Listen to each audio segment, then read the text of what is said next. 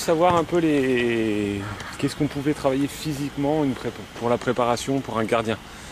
Qu'est-ce qui était possible de travailler pour qu'un gardien soit prêt physiquement en début de saison.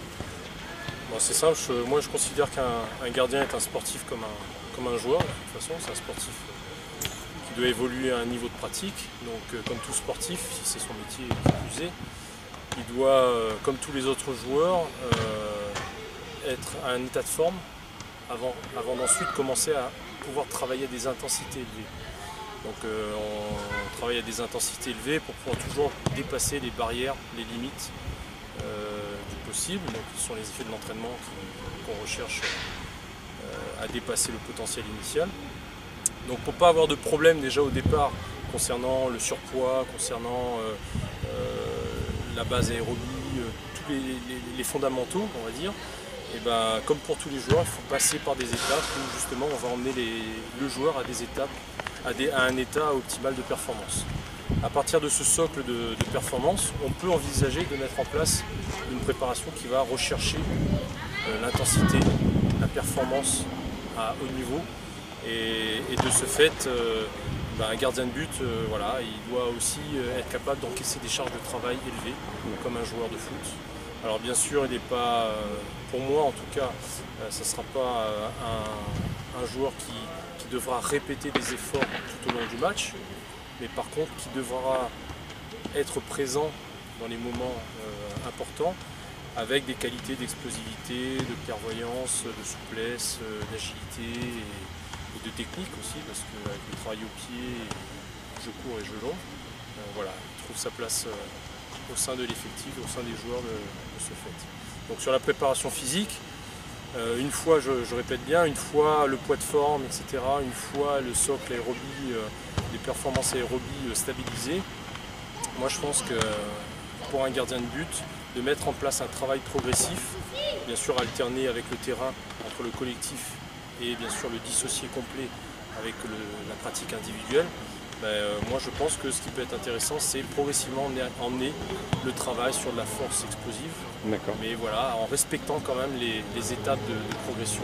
Alors selon le niveau de chacun, le niveau de pratique de chacun, est-ce que c'est que du poids de corps au départ, par rapport à son niveau de pratique qui est un peu plus basique, du renforcement poids de corps avec de l'explosivité mais en poids de corps, et après progressivement emmener voilà, les charges de travail ou les séquences d'entraînement vers du travail avec des charges additionnelles pour gagner en puissance, pour gagner en explosivité.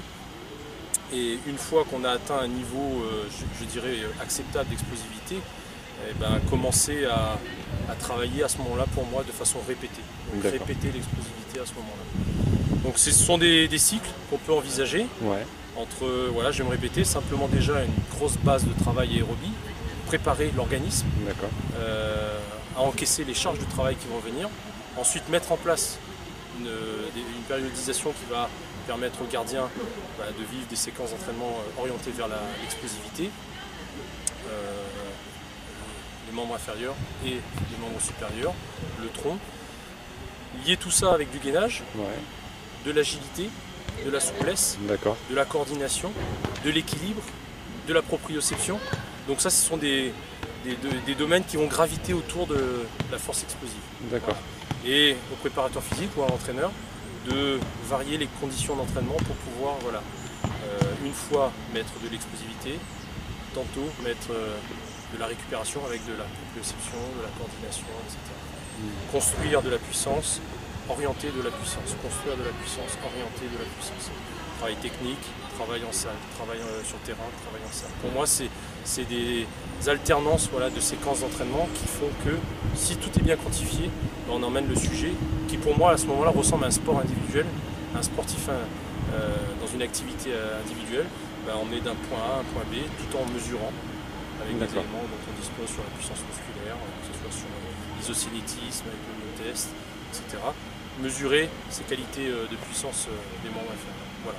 D'accord. Et à partir de quel âge un gardien peut commencer à travailler musculairement parce que pour qu'il puisse se développer sans gêner sa croissance. Voilà.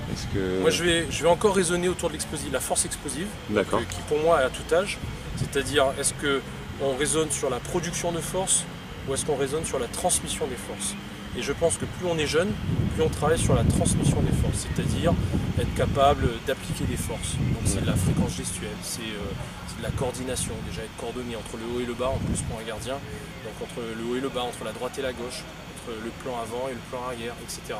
Donc tout ça c'est de la coordination générale. Donc, on peut commencer depuis tout petit, on peut commencer avec le gainage, on peut commencer avec la fréquence gestuelle. Donc ça c'est l'expression de la force qui pour moi à bas âge peut commencer déjà à être travaillé. Et de façon, voilà, on peut y aller quoi. D'accord. Ils ont une bonne base, une capacité de travail, et mesurée bien sûr, mais on peut y aller. Et en plus on peut trouver ça de façon ludique sur les vitesses de réaction.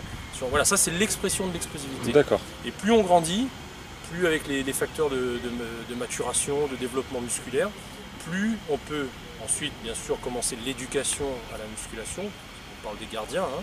L'éducation à la musculation en poids de corps. Il existe des éléments comme le TRX, les sangles, etc. Tout en poids de corps, avec des bâtons légers, etc. Juste sur les mouvements d'haltérophilie, etc. Je dirais 12, 13, 14 ans. Initié, et quand je dirais la posture est maîtrisée, quand la technique de travail est maîtrisée, progressivement à amener 5, 10 kg, 15 kg, 20 kg. S'il réussit, je dirais une quinzaine de répétitions de façon bien exécutée, on augmente 5 kg à 14 ans, à 15 ans, etc. D'accord. Mais auparavant, la technique d'appui, l'éducatif en posture, d'accord, au fur et à mesure, 7-8 ans, 7-9 ans, la technique des appuis, la vivacité, la coordination générale, spécifique aussi avec le ballon, les mains, etc. Ça peut être un panel d'exercices pour ça. Progressivement emmener en salle ou en dissocié en poids de corps des postures, 12, 13, 14, 15 ans, commencer la charge légère, sur des mouvements beaucoup de répétitions. Et une fois que voilà, 10, 16, 17, 18 ans, au centre de formation pour moi, ou dans le milieu amateur, quand la technique est maîtrisée, et ben les charges additionnelles, plus orientées vers la pliométrie, etc., de plus en plus élevées, de plus en plus lourdes, toujours quantifiées, toujours suivies, progressives. On arrive, je pense, à 20 ans à des bons résultats, surtout sur un gardien de but. D'accord, Voilà. Je vous remercie. Merci beaucoup.